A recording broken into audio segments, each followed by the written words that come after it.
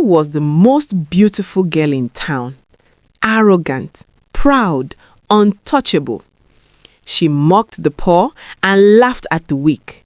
But life watched quietly, and one day it switched their positions. In the city of Uyo, there lived a girl everyone knew as Queen. And truly, she lived like one. Queen was very beautiful. Not just beautiful, extremely beautiful. Anywhere she went, heads turned.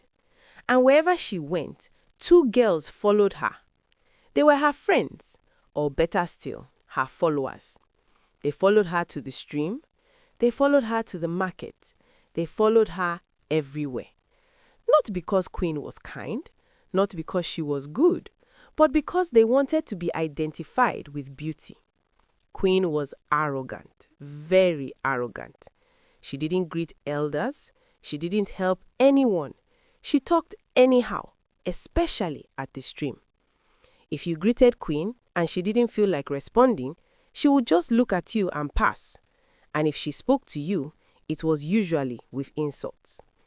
In that same city of Uyo, there was another girl called Amara. Amara was not beautiful. She was not rich. She came from a poor home. People didn't notice her, and Queen made sure of that. Queen used to mock Amara openly. "She is ugly," Queen would say. "Who will marry her?" Then she would turn to her two friends and laugh. "Is it not palm wine peppers that will marry this one? Look at her mouth. Look at her neck." And her friends would laugh every time. When they were going to the stream, they would make sure Amara heard them. "Rich men are chasing me," Queen would boast. But Amara, na suffering they look for her. And Amara would keep quiet. She would lower her head and walk away. Time passed. Queen grew older and her beauty blossomed. Now it was no longer just village boys.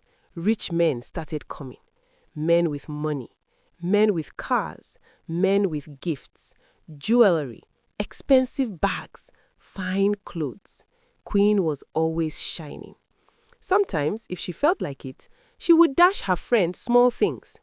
If she didn't feel like it, she wouldn't. And even then, she would insult them. "Without me, nobody would know you.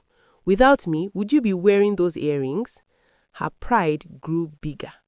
Then one day, Emeka arrived.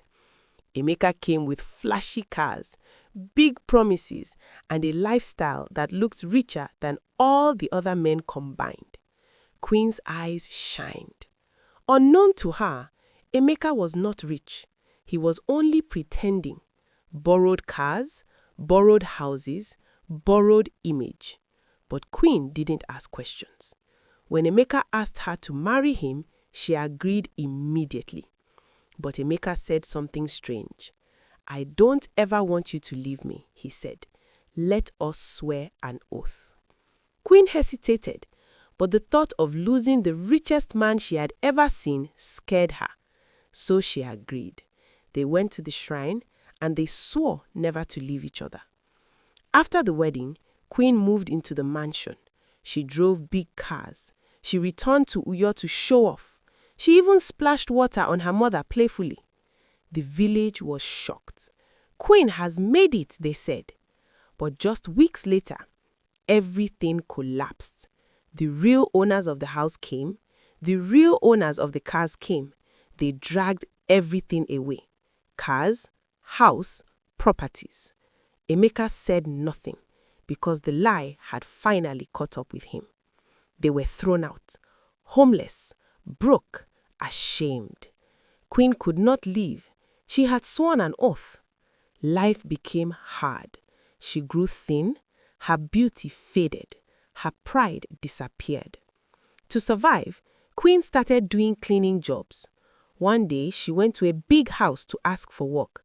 The woman who opened the door was beautiful, well-dressed, glowing. Queen did not recognize her, but the woman looked at Queen closely. She felt like she had seen her before. She gave her the cleaning job. Days passed. Then one day, a visitor visited the house. The visitor looked at Queen and screamed, "Queen, You're the one cleaning Amara's house? Queen froze. That was when she knew. The madam was Amara. The same Amara she mocked. The same Amara she laughed at. Queen dropped everything and ran. That night, she cried. But nobody came to console her, because life had already taught its lesson. Never mock anyone, because tomorrow, positions can change.